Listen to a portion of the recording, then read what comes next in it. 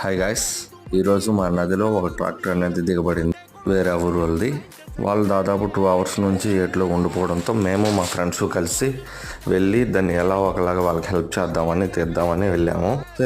చూస్తే ఒక బండే ఉంది. మేము కాస్త మళ్ళీ వేరే బండి మార్చి కూడా తీసుకొచ్చి వాళ్ళకి హెల్ప్ చేసి నిదానంగా ఒడ్డుకి తీసుకురావాలని ప్రయత్నించాము. దాదాపు వాళ్ళు మార్నింగ్ నుంచి టిఫిన్ చేయకుండా దాదాపుగా 1.5 అవర్ 2 అవర్స్ అనేది ఏట్లో ఉండిపోయారు.